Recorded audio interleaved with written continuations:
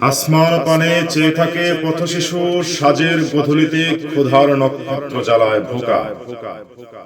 অনেক অনশন সহ্য করে বেড়িবাঁধ ঠুকে দ্রোহী পুরুষ।